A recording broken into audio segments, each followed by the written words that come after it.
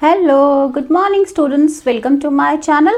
Today in this class we are going to do question answers of poem Mother to Son of your new Oxford Modern English book. Question answers are given under section comprehension on page number 12. Page number 12 पे comprehension heading के नीचे ये question answers दिए हुए हैं. Let's start. Question number 1 is who is speaking in the poem and to whom are the words addressed? कविता में कौन बोल रहा है और इसके शब्द किसको संबोधित करते हैं? Answer is a mother is speaking in the poem. कविता में एक माँ बात कर रही है, माँ बोल रही हैं.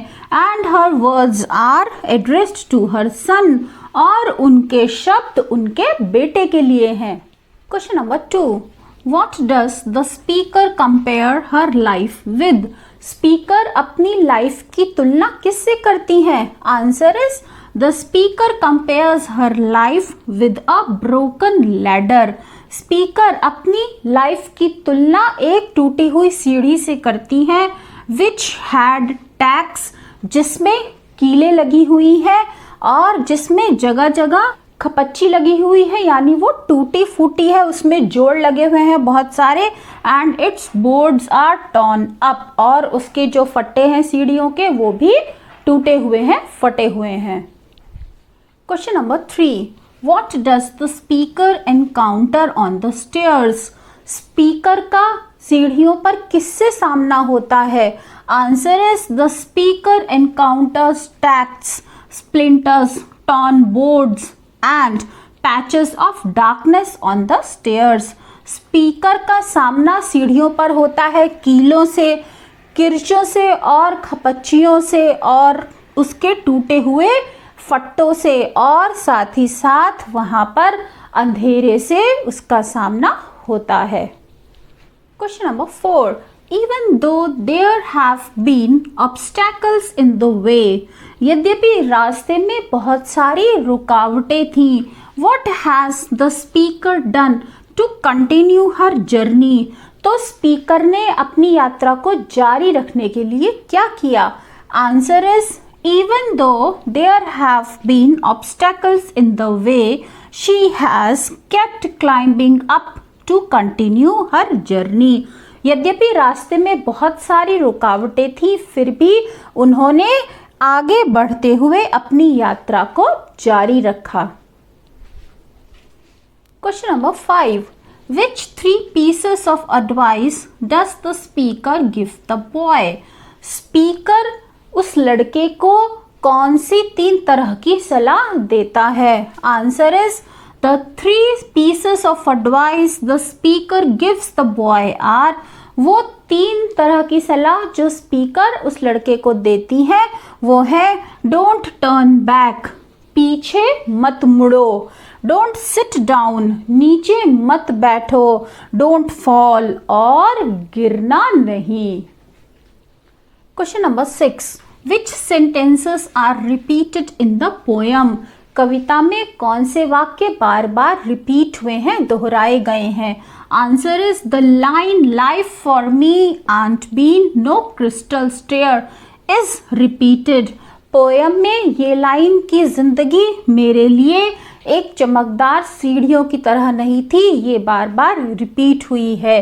The speaker also repeats the message that she hasn't given up with the similar lines. I have been climbing on and I've been still climbing. और स्पीकर ने कुछ मिलती जुलती लाइनों से ये संदेश भी दिया है कि उन्होंने कभी हार नहीं मानी, और वो 2 पंक्तियां हैं I have been climbing, मैं अभी भी ऊपर चढ़ती जा रही हूँ, and I've been still climbing, और अभी भी ऊपर चढ़ रही हूँ. Question number 7. Which line is the shortest? कौन सी लाइन सबसे छोटी है? Why do you think the poet made this line so short? आपको क्यों लगता है कि कवि ने इस लाइन को इतना छोटी क्यों बनाया है? Answer is the 1 word line bare is the shortest. एक शब्द की पंक्ति बेयर ही सबसे छोटी है. बेयर मतलब खाली. It is a fact that her life has been hard, empty and without comforts. ये तो फैक्ट है, तथ्य है कि जो स्पीकर है, जो राइटर है, उनकी जो लाइफ है वो बहुत कठिन रही है, वो खाली रही है और जिसमें कोई भी सुविधा नहीं थी, कोई भी आराम नहीं था. Which the word bear on its own makes clear. तो इन सब चीजों को शब्द बेयर अपने आप में ही समझा देता है, स्पष्ट कर देता है. Question number 8. What is the mother's experience of life? माँ के लिए जिंदगी का तजुर्बा कैसा है? What does she compare her life with? अपनी जिंदगी की तुलना वो किससे करती हैं? Answer is life for the mother has been very difficult. माँ के लिए जिंदगी बहुत कठिन थी. But she has not given up. लेकिन उन्होंने हार नहीं मानी. She compares her life with tacks, splinters, torn boards and patches of darkness on the stairs. वो अपनी जिंदगी की तुलना करती है उस सीढ़ी से जिस पर कीले हैं, जिस पर खपच्चियां लगी हुई हैं, जिसके फट्टे टूटे हुए हैं और जहां पर हर जगह अंधेरा है. Question number 9. Why do you think she is telling her son about her life in this way? आपको क्यों लगता है कि वो अपने बेटे को इस तरह से अपनी जिंदगी के बारे में क्यों बता रही हैं? Answer is she is telling her son about her life in this way because she wishes to share her experience and encourages him to never give up. वो अपनी ज़िंदगी के बारे में अपने बेटे को इस तरह इसलिए बता रही हैं क्योंकि वो अपनी ज़िंदगी के तजुर्बे को अपने बेटे के साथ शेयर करना चाहती हैं, बांटना चाहती हैं और उसे कभी हार ना मानने के लिए प्रोत्साहित करना चाहती हैं. Question number 10. Thinking about the words and phrases used in the poem, the imagery, what points in the woman's real life would these represent? कविता में जो वर्ड्स और फ्रेजेस आए हैं, जो काल्पनिक है, इमेजरी है, वो एक वुमेन की लाइफ के कौन से बिंदुओं को प्रदर्शित करते हैं, कौन से बिंदुओं को रिप्रेजेंट करते हैं, दिखाते हैं. फॉर एग्जाम्पल, उदाहरण के तौर पर tax and splinters might represent hardships of a particular kind. उदाहरण के तौर पर जो कीले हैं और जो खपच्चियां हैं शायद वो उसकी जिंदगी के कठिन समय को दर्शाती हैं. विच हार्डशिप्स, कौन सी कठिनाइयां? Go through the poem finding other images and write what these may represent in real life.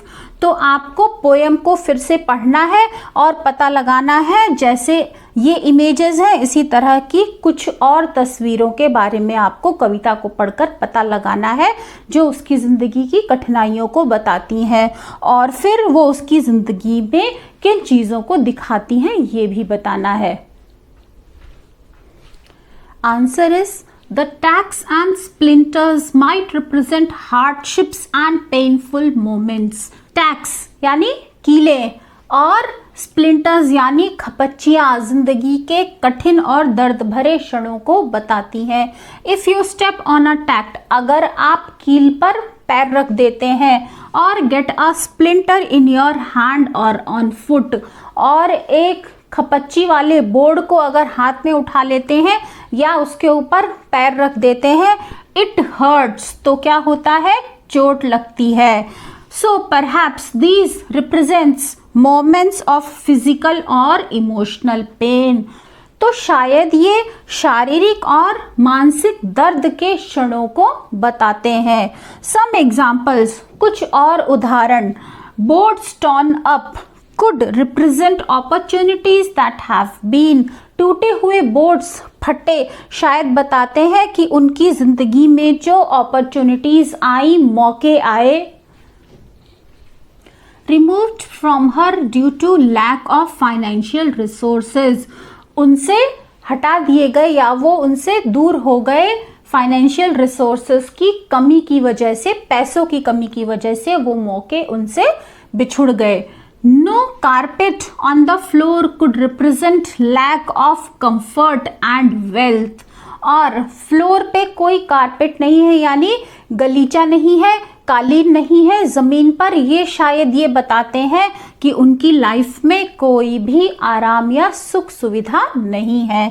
Lack of light could represent times when she was sad or hopeless। और lack of light यानी रोशनी, रोशनी की कमी दर्शाती है उस समय को जब वो दुखी थी या फिर होपलेस थी यानी निराश थी।